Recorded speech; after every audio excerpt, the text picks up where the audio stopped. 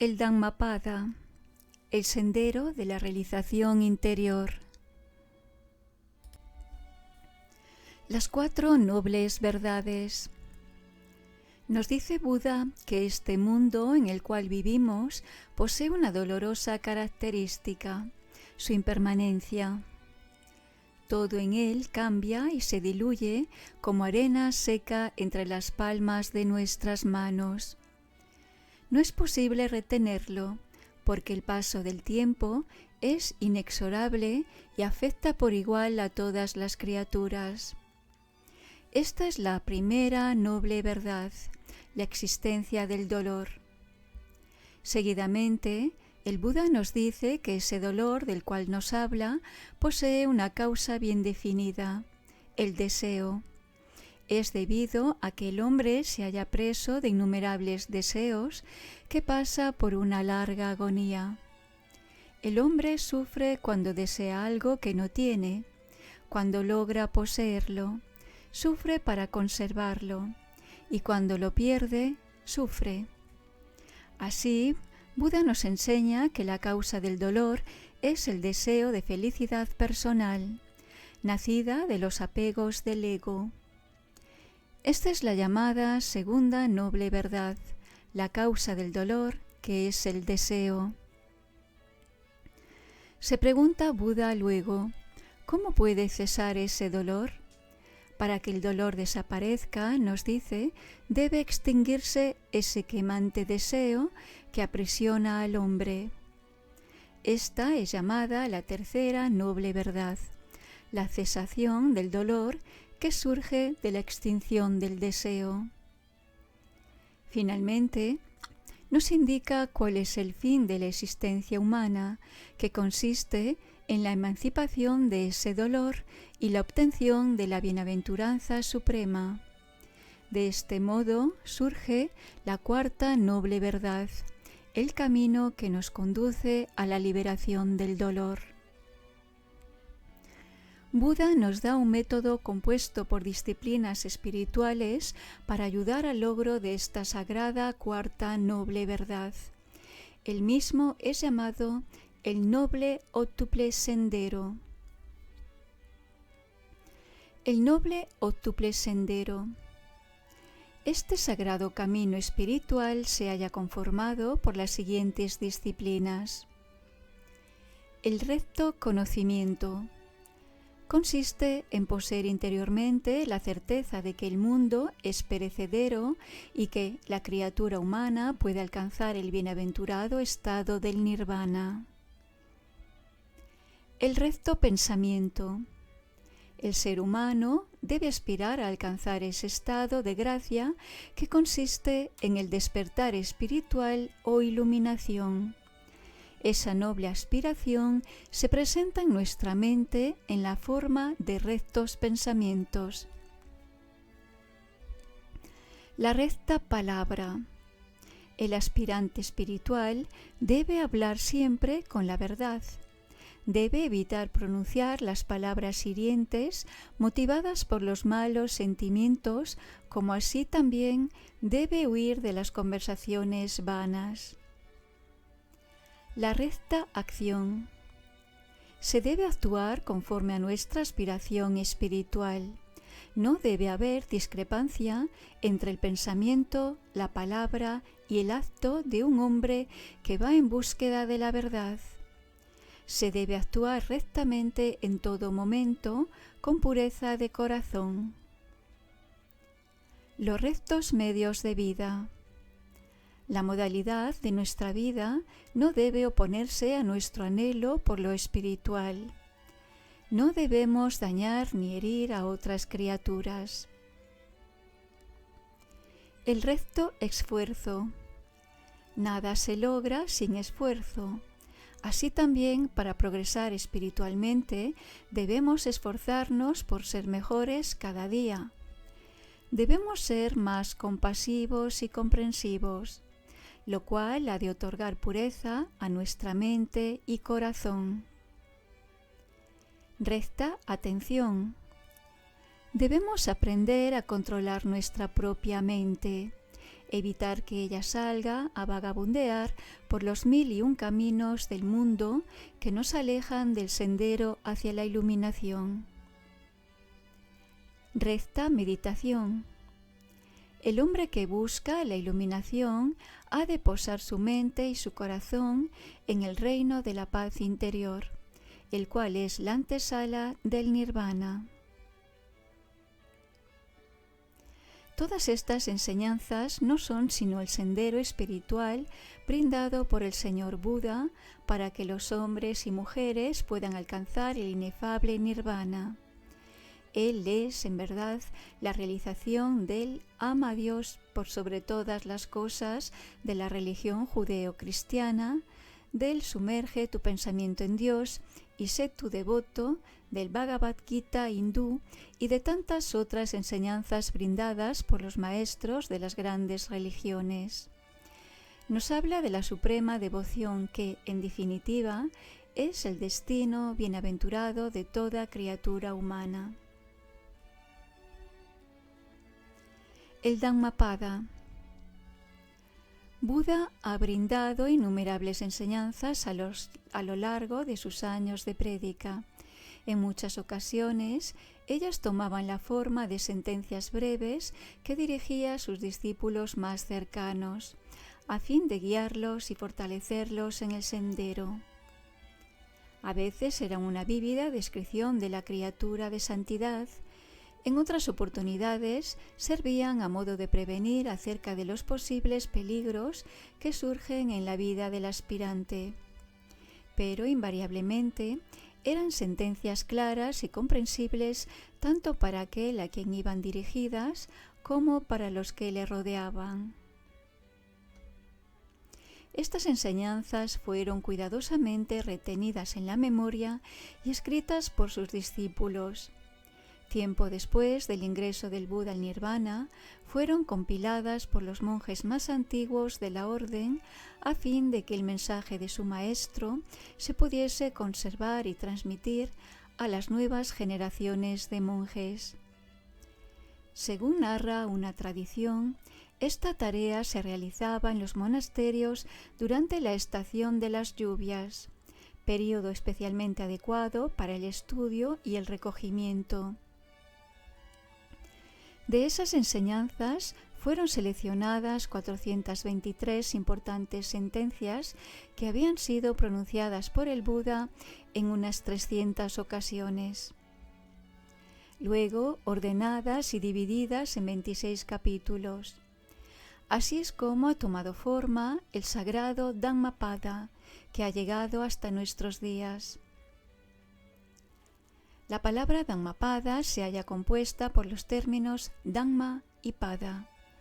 Este último equivale a sendero, mientras que Dhamma, en sánscrito Dharma, posee un significado del cual difícilmente pueda hallarse un equivalente en castellano u otra lengua occidental. A modo de aproximación se puede decir que Dhamma es rectitud, verdad, virtud, sabiduría, religión. De allí que Dhammapada se lo traduzca a veces por el sendero de la virtud o el camino de la verdad.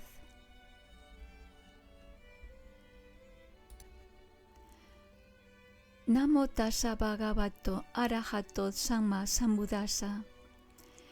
Reverencia a él, al glorioso, al pleno de dignidad, el iluminado. Los versos gemelos.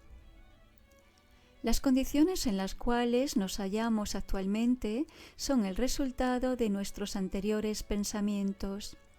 Si una persona habla o actúa motivada por un mal pensamiento, el dolor irá tras ella, como la rueda del carro tras la pezuña del buey que lo arrastra. Las condiciones en las cuales nos hallamos actualmente son el resultado de nuestros anteriores pensamientos. Y si una persona habla o actúa motivada por un buen pensamiento, la dicha le seguirá en todo momento, como la sombra compañera sigue a un viajero. Me ha insultado, me ha herido, me ha maltratado, me ha humillado. El que piensa así nunca podrá dejar de odiar. Me ha insultado, me ha herido, me ha maltratado, me ha humillado. El que ha dejado de pensar así ya ha cesado de odiar. El odio no cesa con el odio cesa con el amor. Esta es una ley muy antigua. Quienes ignoran que el odio los lleva a su propia destrucción se sumergen en el error, pero quienes esto saben evitan que la semilla del odio se desarrolle en su corazón. El que se ocupa únicamente de la búsqueda del placer, el que vive sin controlar sus sentidos, que come sin moderación, que es perezoso e inactivo, pierde su energía y Mara le arrastra, como al árbol sin raíz lo derriba fácilmente el viento. El que no se regocija en el placer, el que vive controlando sus sentidos, que come con moderación, que está lleno de fe y es activo, acrecienta su energía y Mara no le aniquilará, como el viento no es capaz de derribar a la inconmovible montaña. Quien porta la túnica amarilla del monje, pero no posee autocontrol y falta a la verdad, es indigno de vestirla. El que es puro, que cultiva las virtudes, que posee autocontrol y es fiel a la verdad, ese es digno de vestir la túnica del monje. Los que en la realidad ven la ilusión y en la ilusión ven la realidad, se entregan a bajos pensamientos y jamás alcanzan la verdad. Pero los que en la realidad ven la realidad y en la ilusión ven la ilusión, se entregan a elevados pensamientos y son capaces de alcanzar la verdad. Así como en la casa mal techada penetra la lluvia, así en la mente inquieta penetran las pasiones. Y así como en la casa bien techada no penetra la lluvia, así en la mente serena del que cultiva la meditación no penetran las pasiones. El que actúa motivado por una mala intención sufre en este mundo y en el mundo del más allá. La impureza de sus actos aflige y apesadumbra a su corazón. El devoto que lleva una vida religiosa es feliz en este mundo y en el mundo del más allá. La pureza de sus obras deleita y regocija a su corazón. El que actúa mal sufre en este mundo y en el mundo del más allá. He hecho el mal, piensa, y sufre, y se acongoja. Y mayor es su dolor cuanto más avanza en el camino errado. El devoto que lleva una vida religiosa es feliz en este mundo y en el mundo del más allá. He hecho el bien, piensa, y se regocija. Y mayor es su alegría cuanto más avanza en el camino del bien. Alguien que recita todos los textos sagrados, pero no actúa de acuerdo a ellos, es como un pastor que cuenta las vacas ajenas. No obtendrá los frutos de una vida de santidad.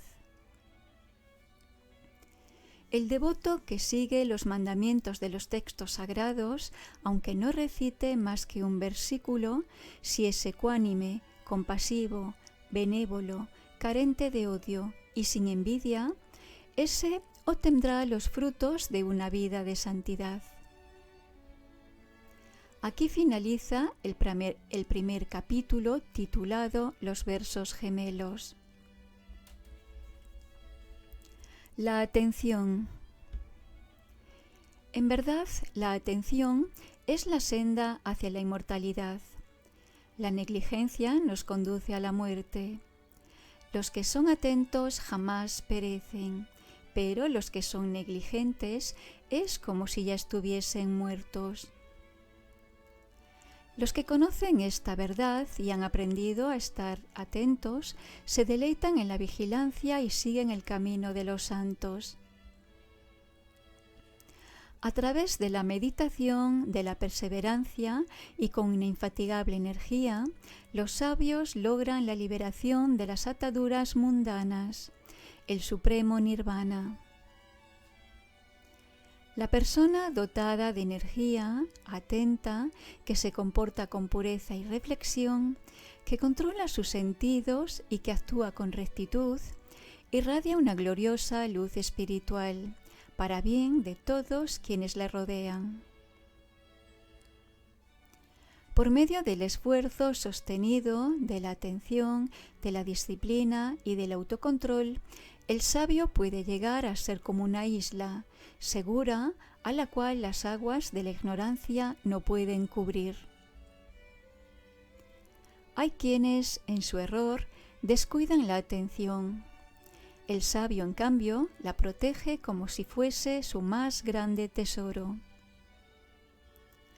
Huye de la negligencia, evita los placeres sensuales. La vigilancia y la meditación te otorgarán la verdadera felicidad. Cuando, gracias a la atención, el sabio dejado de ser negligente, se eleva hasta el templo de la sabiduría y contempla compasivamente a la gente que sufre en el mundo de la ilusión, del mismo modo que quien ha alcanzado la cumbre de una montaña observa a aquellos que aún están en el llano. Atento en medio de los negligentes, despierto entre los dormidos, el sabio avanza dejando tras de sí a los que aún están sumidos en la ignorancia, como un brioso corcel que en su rápida carrera deja atrás a los demás. Es gracias a la atención que posee Bhagavan que ha llegado al supremo rango entre los dioses. La atención siempre ha sido loada por los sabios, la negligencia siempre ha sido condenada. El monje que se deleita en el cultivo de la atención y que ve el peligro de la negligencia, avanza como el fuego quemando todos sus lazos mundanales, sean estos fuertes o débiles. El monje que se deleita en el cultivo de la atención y que ve el peligro de la negligencia, difícilmente se apartará del camino. Él, en verdad, se halla a las puertas del nirvana. Aquí finaliza el segundo capítulo titulado La atención. La mente. Así como el arquero, con gran cuidado y destreza, endereza una flecha, de modo similar, el sabio pacientemente endereza su mente, la cual es vacilante, inquieta, inestable, difícil de sujetar y difícil de controlar. Así como el pez, cuando es sacado del agua, salta y se mueve convulsivamente, así también la mente se mueve con gran agitación cuando se la trata de sustraer del dominio de las pasiones. La mente es difícil de sujetar, es movediza, siempre corre hacia donde más le agrada. Trata de controlarla, porque una mente controlada conduce hacia la real felicidad. La mente es difícil de subyugar. Ella es extremadamente sutil y tiene el hábito de correr detrás de sus fantasías. El sabio debe vigilarla atentamente. Una mente controlada conduce hacia la real felicidad. La mente es por naturaleza dispersa, vagabunda e incorpórea. Ella vive como si estuviese oculta en una cueva. Aquellos que logran vencerla se libran de los poderosos lazos de la ilusión. Aquel cuya mente carece de firmeza, que ignora los preceptos de las enseñanzas sagradas, que es inestable e inquieto, jamás podrá alcanzar la sabiduría perfecta.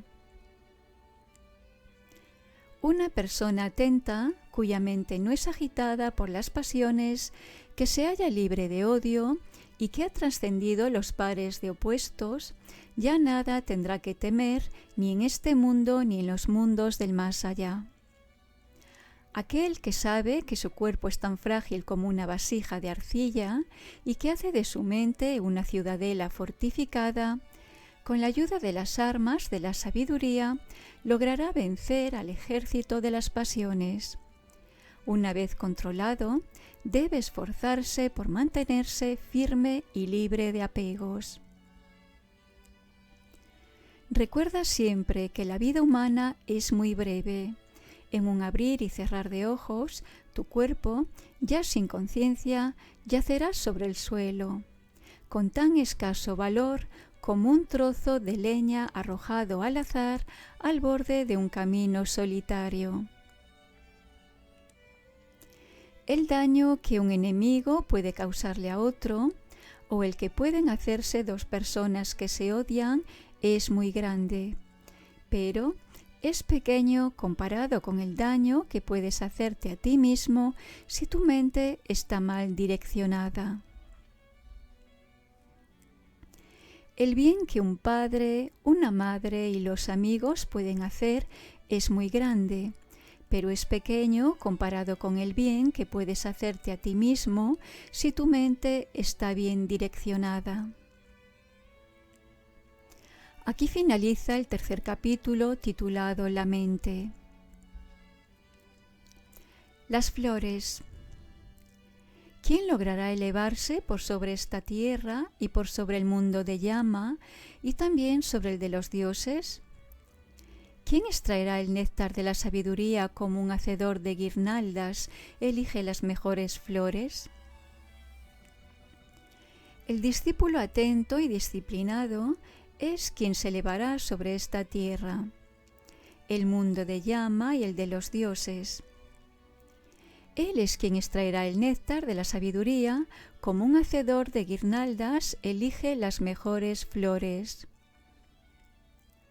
El que descubre que este cuerpo no tiene mayor consistencia que una espuma y cuya naturaleza es similar a la de un espejismo, debe quitar pacientemente de su corazón las espinas de las pasiones sensuales, y así logrará elevarse victorioso por sobre el reino de la muerte. Aquel que en este mundo solo recoge las flores de los placeres sensibles y cuya mente se halla distraída, será inexorablemente arrastrado por la muerte. Al igual que una gran inundación arrasa a un pueblo cuyos habitantes están entregados al sueño. Y quien solo recoge las flores de los placeres sensibles, que es insaciable en sus goces y cuya mente se halla distraída, a ese el destructor le somete a su poder. Como la abeja, que sin dañar las flores, ni su color, ni su perfume, tan solo recoge el néctar que hay en ellas, de igual modo, el sabio pasa con gran cuidado y vigilancia por este mundo. No debemos poner nuestra atención en los errores de los demás, ni en lo que hacen o dejan de hacer. Debemos estar atentos tan solo a nuestros propios actos. Como una flor de hermosos colores, pero sin perfume, así son de estériles los eruditos discursos de aquellos que no practican lo que enseñan.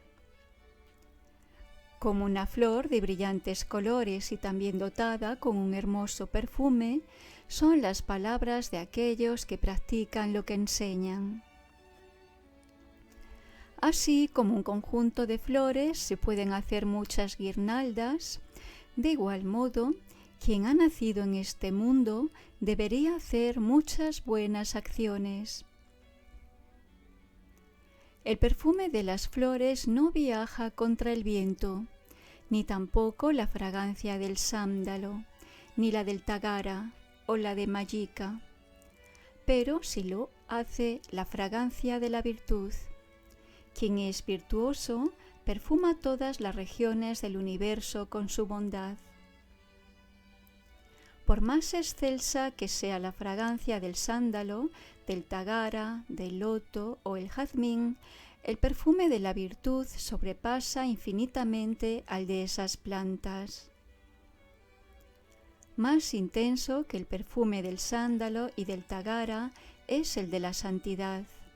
Aún los mismos dioses se regocijan con su presencia. A aquellas personas sabias, cuidadosas en su paso por el mundo, cuya atención es constante y que han obtenido la liberación mediante la verdadera sabiduría, ya nunca más podrán ser encontrados por Mara.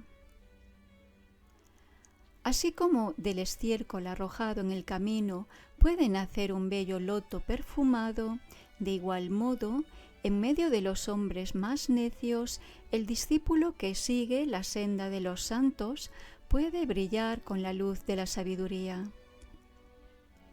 Aquí finaliza el cuarto capítulo titulado Las flores. El necio. Larga se hace la noche para el que debe permanecer en vigilia. Largo el camino para el viajero cansado. Y también larga es la sucesión de las existencias para los que no conocen la verdad. En la senda de la vida, si el discípulo no encuentra a alguien mejor que él, o por lo menos igual, es preferible que realice el viaje en soledad. Los necios nunca son buenas compañías. Estos son mis hijos, estas son mis riquezas. Tales son las palabras que continuamente pronuncia el necio. En verdad, ni siquiera él mismo se pertenece, y en su ignorancia cree que son suyos sus hijos y sus riquezas.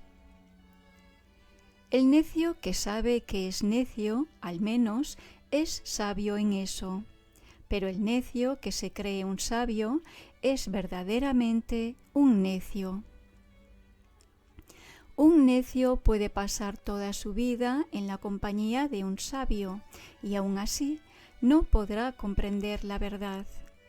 Del mismo modo en que la cuchara no gusta la salsa que recoge. Un hombre virtuoso, aunque esté tan solo un momento cerca del sabio, comprenderá rápidamente la verdad. Del mismo modo en que la lengua gusta inmediatamente del sabor de la salsa que paladea. En verdad, los necios actúan como si fueran enemigos de ellos mismos, realizando malas acciones que les han de producir amargos resultados. Puedes conocer que la acción que has realizado no es buena cuando ella es causa de remordimiento y cuyo fruto produce lágrimas de dolor. A su vez, se conoce que la acción realizada es buena cuando uno no se arrepiente después de haberla hecho y cuyo fruto es la felicidad y la paz de la mente. La mala acción aparenta ser una verdadera miel, mientras el mal que habita en ella aún no ha madurado. Pero en cuanto produce sus amargos frutos, el dolor comienza. Durante meses y meses, el necio, en su falsa austeridad, puede alimentarse tan solo de hebras de hierba acusa, pero, aún así, su virtud no sería ni aun la 16ª parte de aquel que ha comprendido la verdad. En verdad, la mala acción que se comete no da su fruto de forma inmediata. Del mismo modo en que la leche no se pone agria en un instante. Así como el fuego cubierto de cenizas sigue ardiendo, de igual modo la mala acción cometida permanece activa y persigue al necio hasta alcanzarlo. El necio a veces adquiere conocimiento y fama. Ello será causa de su completa ruina. porque ese conocimiento y fama contribuirán a tornarlo más necio aún. Se puede distinguir a un necio rápidamente porque siempre desea tener una reputación inmerecida, gozar de autoridad para su propio beneficio y ser alabado por los hombres. Que todos me admiren, que me elogien y enaltezcan, que me obedezcan en todo. He aquí cómo piensa el necio, y sus deseos, así como también su orgullo, crecen sin cesar. Una cosa es la persecución de las riquezas y otra muy distinta es la búsqueda del nirvana. He aquí cómo piensa el monje, el discípulo de Buda, y no corre tras los bienes del mundo, sino que pacientemente cultiva el desapego. Aquí finaliza el 5º capítulo titulado El necio. El sabio. Si encuentras a una persona sabia que indica tus faltas y te llama la atención sobre las mismas, debes acercarte a ella. En su compañía todo será para bien y avanzarás en el sendero espiritual. Permítele que te aconseje, que te instruya y también que te impida cometer malas acciones. Alguien tal será amado por los buenos, pero aborrecido por los malos. Nunca tomes por amigo a un malvado, ni a una persona mezquina o miserable. Elige a tus amigos entre los hombres de bien, entre los más nobles y bondadosos. Bebiendo el néctar de la sabiduría, el sabio vive feliz con su mente plena de serenidad. Él se complace en las enseñanzas de los santos. Los constructores de acueductos conducen el agua, los arqueros enderezan las flechas y los carpinteros labran la madera. Los sabios se controlan a sí mismos. Así como una roca firme no es movida por la fuerza del viento, de igual modo el sabio permanece imperturbable ante el elogio y el vituperio. Como un lago profundo que es cristalino y tranquilo, así se torna el sabio, sereno y pleno de paz, al escuchar las enseñanzas sagradas. Donde quiera que van los sabios, la paz va con ellos. Habiéndose desapegado de todas las cosas, ya no buscan el placer sensorial. Ya sea que la dicha los visite o sean presas del dolor, no muestran por ello ni exaltación ni abatimiento. Cuando ya se ha abandonado todo deseo de tener hijos, riquezas y poder, y no se antepone el propio interés al de la justicia, solamente entonces se puede ser virtuoso, sabio y recto. Muy pocos hombres cruzan hasta la otra orilla.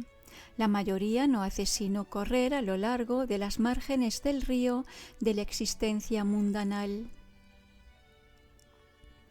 El sabio que actúa rectamente y de acuerdo con las enseñanzas sagradas deja atrás el reino de las pasiones y alcanza el supremo nirvana.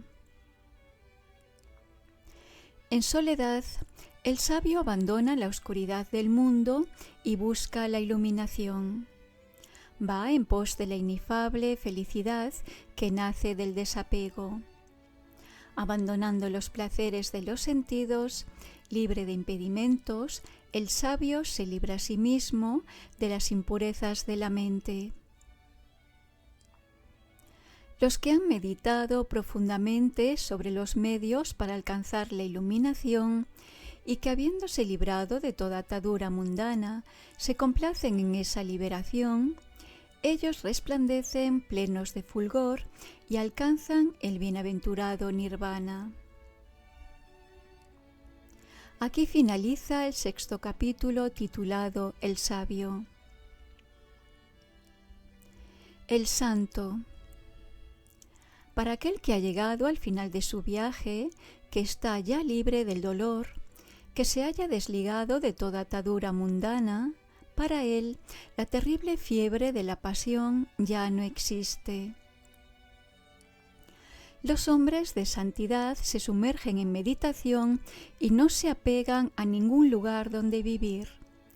Como el cisne que deja su lago, ellos abandonan su morada y se marchan como monjes peregrinos.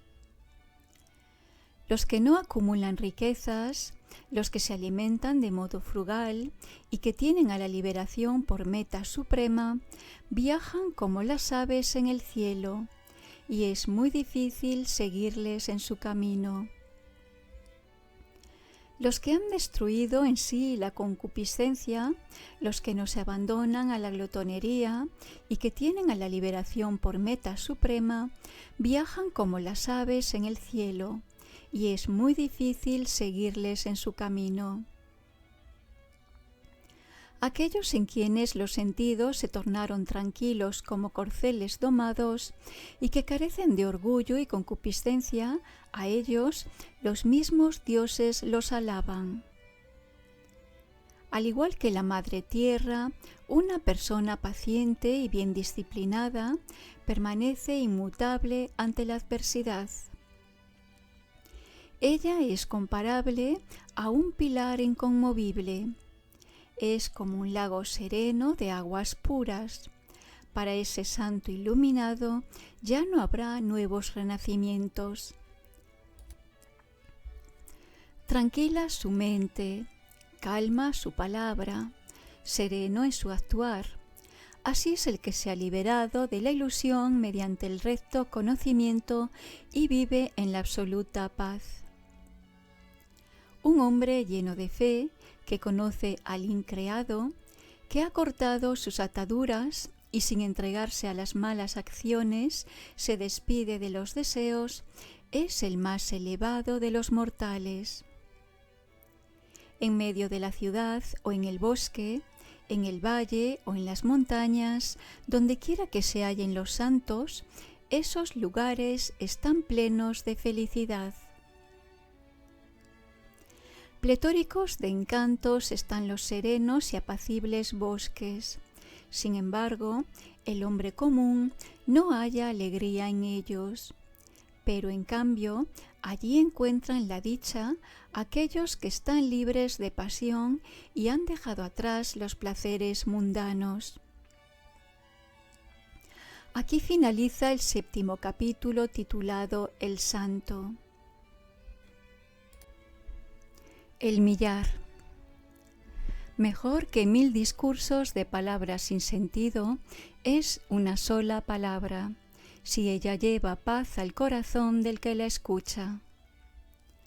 Mejor que 1000 versos de palabras sin sentido es un solo verso, si él lleva serenidad al corazón del que lo escucha. Mejor que 100 versos de palabras sin sentido es una sola palabra de las Escrituras sagradas, si ella lleva paz al corazón del que la escucha. Aunque en batalla se venzan a 1.000.000 de hombres, aún así la más grandiosa victoria es la del que se vence a sí mismo. Mejor es vencerse a sí mismo que vencer al resto del mundo. Ni un dios, ni un Gandharva, ni Mara, ni Brahma podrán convertir en derrota la victoria de aquel que se ha dominado a sí mismo y lleva una vida de serenidad.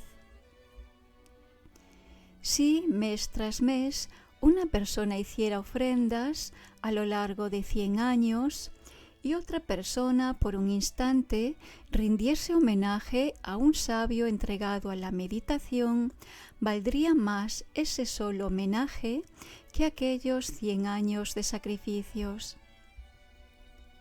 Si durante 100 años alguien mantuviera el fuego sagrado en el bosque y otra persona por un instante rindiese homenaje a un sabio entregado a la meditación, más valdría ese homenaje que aquellos 100 años de sacrificio. Todas las ofrendas, limosnas o sacrificios que se puedan hacer durante un año entero no son sino una ínfima parte de lo que representa honrar a un santo en meditación.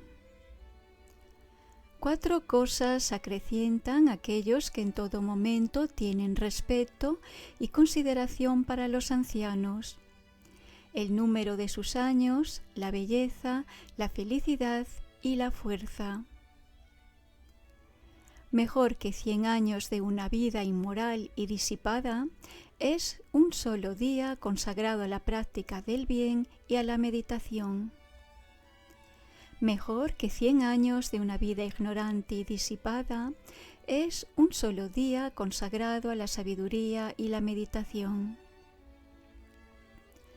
Mejor que 100 años de vida en la pereza y la negligencia es un solo día vivido activamente y haciendo buenas obras. Mejor que 100 años de vida pasados sin comprender que todas las cosas son impermanentes es un solo día de quien comprende esa impermanencia de las cosas. Mejor que 100 años sin conocer el camino que lleva a la inmortalidad es un solo día consagrado a ver ese sendero. Mejor que 100 años sin conocer la suprema verdad es un solo día consagrando a contemplarla. Aquí finaliza el 8º capítulo titulado El millar. El mal. Sé rápido para hacer el bien, aparta tu mente del mal, porque si haces el bien con lentitud, entonces comenzarás a deleitarte en el mal.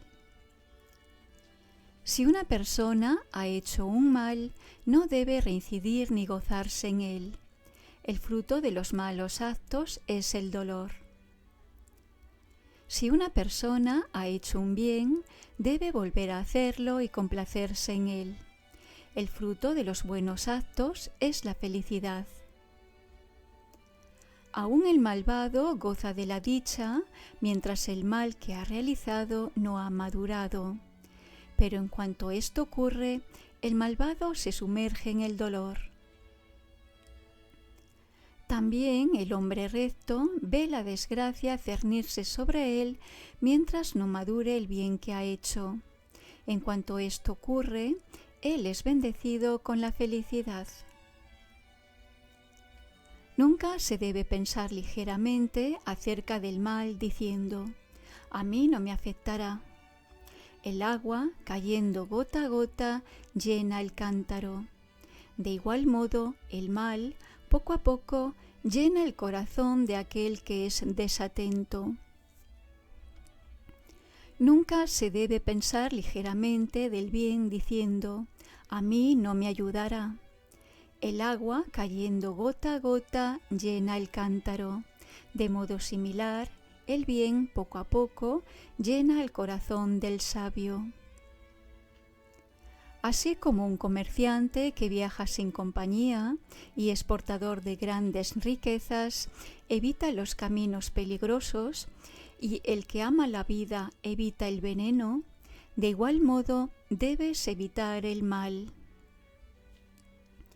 Una persona que no tiene herida la mano puede llevar veneno en su palma, ya que el mismo no podrá penetrar. De igual modo, el mal no podrá penetrar en quien actúa bien. El que hace daño a una persona inocente, a un hombre puro y bondadoso, verá cómo ese mal se vuelve contra él, del mismo modo que regresa un fino polvo lanzado en contra del viento. Luego de la muerte, algunos hombres vuelven a nacer en este mundo. Otros, si han actuado mal, van a los planos inferiores de existencia, y otros, si han actuado bien, irán al cielo. Pero los que se hallan libres de todo deseo ingresan en el nirvana. No hay en este mundo, ni en los cielos, ni en el mar, ni en el seno de las montañas, un lugar a donde alguien pueda escapar de las consecuencias del mal que ha cometido. Ni tampoco hay en este mundo, ni en los cielos, ni en el mar, ni en el seno de las montañas, un lugar a donde alguien pueda escapar de la muerte. Aquí finaliza el 9º capítulo titulado El mal. La violencia. Todo el mundo tiembla ante la violencia y la muerte. Deberíamos tratar a los demás como quisiéramos ser tratados nosotros mismos. No se debería herir a nadie ni tampoco ser motivo de violencia. Todo el mundo tiembla ante la violencia y a todos es querida la vida. Deberíamos tratar a los demás como quisiéramos ser tratados nosotros mismos. No se debería herir a nadie ni tampoco ser motivo de violencia. Aquel que, para lograr su propia felicidad, hiere a otros seres, no experimentará sino dolor en el futuro. Aquel que, aunque también busque su felicidad, se cuida de no herir jamás a otros seres, experimentará suma felicidad en el futuro.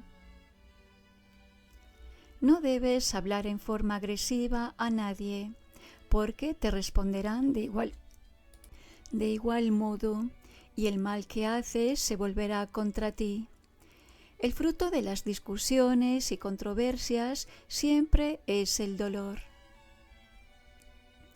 Si tu mente se ha vuelto silenciosa como un gong quebrado, entonces habrás alcanzado el nirvana. Cuando eso suceda, ya no habrá cólera en tu interior. Así como el pastor guía con su vara a las vacas para que vayan al establo, de igual modo, la vejez y la muerte conducen la vida de los hombres hacia su inexorable fin. El fruto de los malos actos realizados por una persona la atormentan continuamente, como si un fuego abrasador la consumiese día y noche. Aquel que utiliza la violencia contra una persona indefensa pronto sufrirá uno de los siguientes males. Caerá presa de un terrible dolor, será víctima de un desastre, sufrirá una mutilación corporal, padecerá una grave enfermedad, perderá su equilibrio mental, sufrirá el castigo de un monarca, será objeto de una terrible acusación, le sobrevendrá la muerte de sus familiares, perderá sus riquezas o un feroz incendio consumirá su morada. Luego de la disolución del cuerpo físico, tal persona morará en los planos inferiores.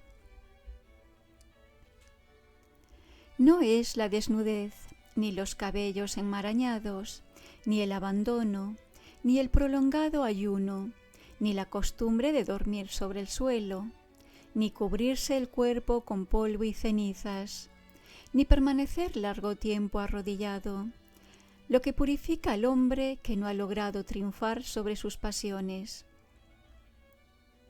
Aunque una persona se vista agradablemente, si vive con el corazón lleno de paz, con las pasiones subyugadas, los sentidos controlados, si es casto, perfectamente puro y no hace daño a ningún ser, ese es un brahmin, un asceta, un monje.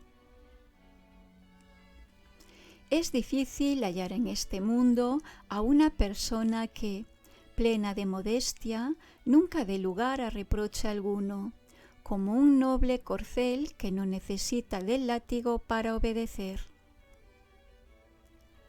Como un vigoroso corcel que responde inmediatamente a la orden de su jinete, así debes ser atento y hallarte pleno de energía.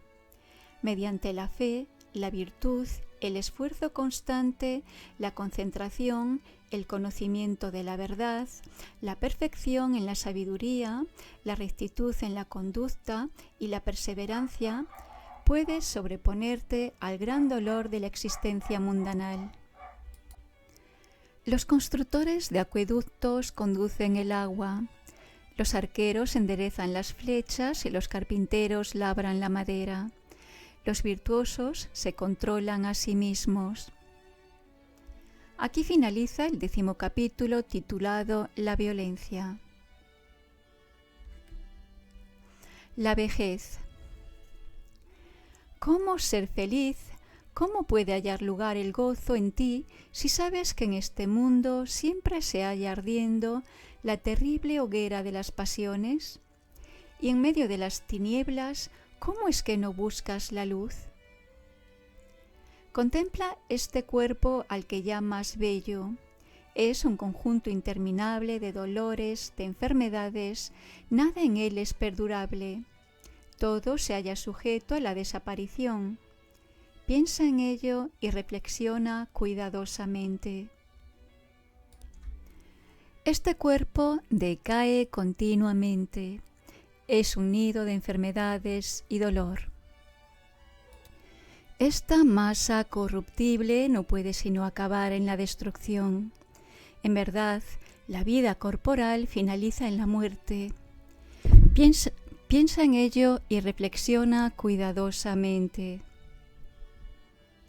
Cuando el ser humano muere, se convierte en un conjunto de huesos resecos que se asemejan a las cañas caídas en el otoño. ¿Qué placer puede haber en mirarlos? ¿Cómo puede ser alguien feliz sabiendo que acabará de ese modo? Este cuerpo es como una pequeña ciudad. Los huesos forman su estructura interior, la carne, la sangre y la piel, el revestimiento externo. Sus únicos habitantes son la vejez y la muerte, el orgullo y la hipocresía. Aún los ornamentados carruajes de los reyes envejecen. También el cuerpo humano llega a la vejez. Pero la enseñanza de los Budas nunca envejece. Así, la sabiduría permanece entre los sabios y trasciende el tiempo. El hombre que nada aprende en este mundo envejece como un buey. Sus carnes crecen, pero no su sabiduría. Durante muchas vidas he deambulado por el samsara, buscando al constructor de esta prisión, pero sin poder hallarlo. En verdad, el nacimiento en este mundo no es más que dolor. Ahora, oh misterioso constructor de esta prisión, ya te conozco, no la construirás nunca más. Están destruidas todas las vigas y está roto también el andamiaje. Mi mente ha alcanzado el sublime estado de serenidad, y en mi corazón todo deseo se ha extinguido. Los que no han llevado una vida de santidad, los que durante su juventud no adquirieron ese precioso tesoro, esos perecen como viejas garzas al borde de un lago sin peces. Los que no han llevado una vida de santidad, los que durante su juventud no adquirieron ese precioso tesoro, yacerán como viejos arcos caídos, añorando tiempos pasados. Aquí finaliza el 11º capítulo titulado La vejez. El ser. Si tu ser te es querido, debes velar por él en todo momento. El sabio ha de estar despierto y atento durante cada una de las 3 vigilias. Debes conocer aquello que es bueno y recto. Entonces, y solo entonces, podrás enseñar a los demás. De este modo, guiado por la sabiduría, siempre gozarás de paz y brindarás paz a los demás. Según sea lo que enseñes a tu prójimo, así es como debes actuar. Solo cuando aprendas a guiarte a ti mismo, podrás guiar a los demás. En verdad, es muy difícil controlarse a sí mismo. Tú eres tu propio maestro. ¿Quién podría serlo mejor? Un ego dominado es, en verdad, un maestro muy difícil de hallar. Tú mismo eres quien realiza una mala acción. Ella nace de ti y es por ti mismo causada. La mala acción destruye a quien la comete, del mismo modo en que el diamante pulveriza la piedra preciosa. El que continuamente hace el mal es como la hiedra trepadora que termina sofocando al árbol. Él se pone a sí mismo en un estado más deplorable que el que le pueda desear su peor enemigo. Es fácil hacer el mal y lo que es nocivo para uno mismo, pero muy, muy difícil es hacer lo que es bueno y provechoso. El que desprecia los preceptos de los santos y de los hombres rectos es un necio que, como esos frutos que duran tan solo un día, será causa de su propia destrucción. Tú mismo eres quien comete la mala acción. También eres tú mismo quien se impurifica. Eres tú quien deja de cometer el mal y tú mismo quien puede purificarse. La pureza y la impureza dependen de cada uno, no provienen del exterior. Nadie puede purificar a otra persona. No dejes de realizar tu deber por cumplir con el ajeno, por el más elevado que éste pueda parecer. Anheloso de alcanzar la sabiduría, debes aplicarte a ella sin descanso. Aquí finaliza el 12º capítulo titulado El Ser. El mundo. No tengas metas mezquinas, huye de la negligencia, no te unas a aquello que es falso, no dediques tus esfuerzos a lograr bienes de este mundo. Debes permanecer siempre alerta, huye de la negligencia. Realiza con afán las prácticas espirituales. Quien obra correctamente tendrá una existencia feliz en este mundo y en el mundo del más allá. En todo momento y lugar practica la rectitud. No seas negligente en ello. El que no se aparta de la verdad en el decir y en el obrar vive rodeado de felicidad, tanto en este mundo como en el mundo del más allá. Si consideras a este mundo como si fuera una burbuja o un espejismo, entonces el Rey de la Muerte no podrá darte alcance. Contempla este mundo como si fuera un ornamentado carruaje. Los ignorantes se hallan fascinados ante su presencia. El sabio, en cambio, no siente ninguna atracción por él. Una persona que antes era ignorante, pero luego, conociendo la verdad, se tornó iluminada, es como la luna llena que brinda su luz sobre la faz de la tierra una vez que se descorren las nubes que la cubrían. Una persona que, mediante sus buenas acciones, logró purificarse de todo el mal que antes había cometido, es como la luna llena que brinda su luz sobre la faz de la tierra una vez que se descorren las nubes que la cubrían. Este mundo es ciego, muy pocos son los perfectos que ven con claridad. Como los pájaros que escapan de la red del cazador, así son muy pocos los que se elevan hacia el estado bienaventurado. Algunas personas logran elevarse en el aire gracias a sus poderes sobrenaturales. No hay ninguna virtud en ello. También vuelan los cisnes siguiendo la senda del sol.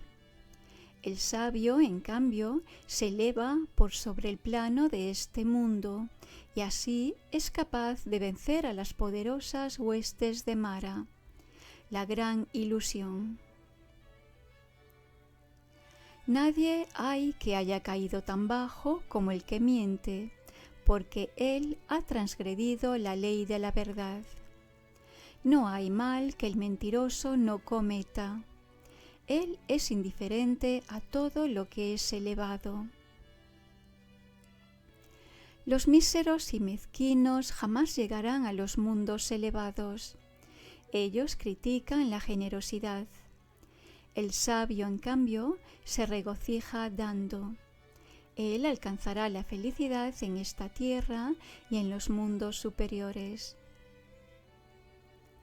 Mejor que la absoluta soberanía sobre la tierra, mejor que ascender a los cielos, mejor aún que la potestad sobre todos los mundos, es en verdad el bienaventurado fruto de la santidad. Aquí finaliza el 13º capítulo titulado El mundo.